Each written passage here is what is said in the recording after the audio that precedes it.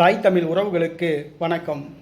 சீமான் கையில் எடுத்த சாட்டை, அலறி ஓடும் ஊழல் பேர்வழிகள் என்ற தலைப்பில் இந்த காணொளியை நாம் காண்கிறோம். சீமான் கையில் எடுத்த சாட்டை, அலறி ஓடும் ஊழல் பேர்வழிகள் என்ற தலைப்பில் இந்த காணொளியை நாம் காண்கின்றோம். நாம் தமிழர் கட்சி ஆரம்பித்து ஏறத்தாழ 15 ஆண்டுகள் ஆகிவிட்டன. ஆனால் இந்த கட்சிக்கு இதுவரை ஒரு சட்டமன்ற உறுப்பினரோ ஒரு நாடாளுமன்ற உறுப்பினரோ பெற முடியவில்லை. கடந்த பாராளுமன்ற தேர்தலுக்கு முன்பாக நாம் தமிழர் கட்சி ஒருங்கிணைப்பாளர் செந்தமிழன் சீமான் அவர்கள் கலந்தாய்வு கூட்டம் நடத்தினார். கூட்டம் நடத்தி கட்சியில் செயல்படாத பொறுப்பாளர்களை அவர் மாற்றினார்.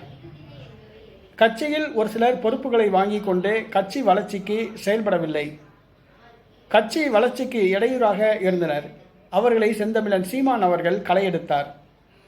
அதேபோன்று நாடாளுமன்ற தேர்தலுக்கு பிறகும் அவர் கலந்தாய்வு கூட்டம் நடத்தி கட்சி வளர்ச்சிக்கு செயல்படாத நிர்வாகிகளை அவர் கலைந்தெறிய ஆரம்பித்துள்ளார்.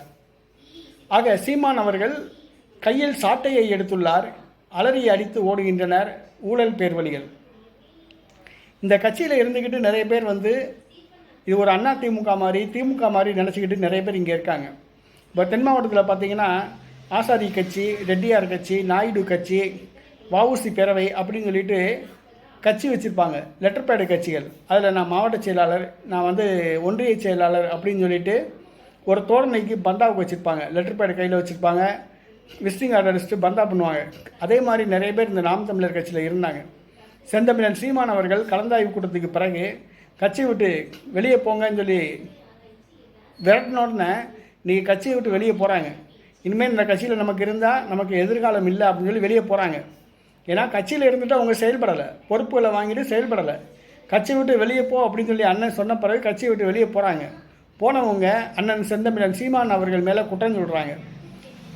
செந்தமிழன் சீமான் அவர்கள் மேலே குற்றம் சொல்கிறாங்க. இது வழக்கமாக ஒரு இயல்பு தான்.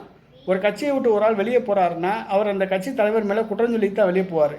அவரை பாராட்டிக்கிட்டு வெளியே போக மாட்டார். அதே மாதிரி தான் இன்றைக்கி கட்சியில் செயல்படலை, நீ கட்சியை விட்டு வெளியே போ அப்படின்னு சொல்லி அண்ணன் சொன்ன உடனே இன்றைக்கி அண்ணன் மேலே குற்றம் சொல்கிறாங்க. நீங்கள் 15 வருஷம் கட்சியில் இருக்கும்போது குற்றம் சொல்லலை, கட்சியில் இருந்துட்டு குற்றம் சொன்னால் பரவாயில்ல. கட்சியை விட்டு வெளியே போன பிறகு சீமானால் நாங்கள் வாழ்க்கையை இழந்தோம் அப்படிங்கிறாங்க, சொத்துக்களை இழந்தோன்றாங்க. நீ கட்சிக்கு ஒரு 10 பைசா செலவழிச்சிருப்பியா? வாழ்க்கையை இழந்தோன்னு சொல்கிறேன். நீ என்ன வாழ்க்கை இழந்த? பொண்டாட்டி பிள்ளைய அப்புறம் இழந்துட்டியா? கல்யாணம் ஆகி பொண்டாட்டி பிள்ளையோட தானே இருக்க. இந்த கட்சிக்கு ஒரு 10 பைசா செலவழிச்சிருப்பியா? ₹1 செலவழிச்சிருப்பியா? அவங்க சொந்த காசை போட்டு கட்சியில் உறுப்பினர்கள் கொடுத்த நிதியை வச்சு தானே செயல்படுறீங்க. கட்சிக்கு நாங்கள் சீமானால் வாழ்க்கையை இழந்தோம் 15 வருஷம். நீங்கள் என்ன வேறு வேலையே போலையா? வேறு வேலையெல்லாம் பார்த்துட்டு சைடு பிஸ்னஸ் அது மாதிரி தானே இந்த கட்சியை பார்த்தீங்க. கட்சி பொறுப்பில் இருந்தீங்க, சொந்த பிஸ்னஸ்லாம் பார்த்துட்டு தானே இருந்தீங்க. அப்புறம் என்ன வாழ்க்கை இழந்தோம்ன்றீங்க? கட்சியில் நீங்கள் பொறுப்புகளை வாங்கிட்டு சிறப்பாக செயல்பட்டால் அண்ணன் கட்சியை விட்டு உங்களை வெளியே போக சொல்ல மாட்டார். நீங்கள் கட்சியில் இருந்துட்டு கட்சியில் செயல்படலை, கட்சி வளர்ச்சிக்கு இடையூறாக இருந்தீங்க. அதனால் அண்ணன் கட்சியை விட்டு வெளியே போங்க அப்படின்னு சொல்கிறாப்புல. அண்ணன் கையில் சாட்டை எடுத்தாப்புல. சாட்டை எடுத்த உடனே இன்றைக்கி அலறி ஓடுறீங்க ஊழல் பேர்வழிகள். இன்றைக்கி திருச்சி பிரபு, அங்கே தஞ்சாவூரில் கந்தசாமி, நேற்றைக்கு கிருஷ்ணகிரியில் பிரபாகரன், இவங்களாம் மண்டல செயலாளர். இவங்க கட்சியை விட்டு வெளியே போகும்போது அண்ணன் மேலே குற்றம் சொல்கிறாங்க. அண்ணன் 2.5 லட்ச ரூபாய்க்கு வீட்டு வாடகை, 15 பேர் வீட்டுக்கு வேலையாள் அப்படிங்கிறாங்க. இதை நாங்கள் சொல்கிறோம். நீங்கள் மண்டல செயலாளர் தானே. இந்த பாராளுமன்ற தேர்தல் நடந்தபோது நீங்கள் தானே மண்டல செயலாளர், பாராளுமன்ற தொகுதி செயலாளர் நீங்கள் தானே. நீங்கள் கட்சிக்கு என்ன வேலை பார்த்தீங்க? அதுதான் கேட்குறோம். கட்சிக்கு தலைமை கொடுத்த பணத்தை நீங்கள் செலவழிச்சிங்களா?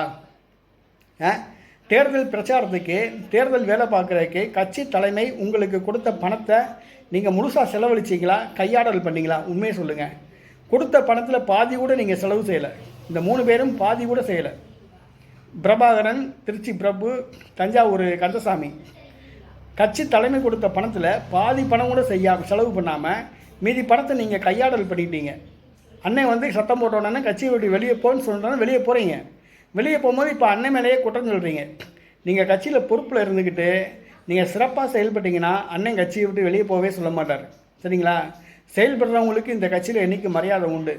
பொறுப்பை வாங்கிட்டு செயல்படலைன்னா தயவு செஞ்சு வெளியே போங்க அப்படின்னு தான் அண்ணன் சொல்கிறார்.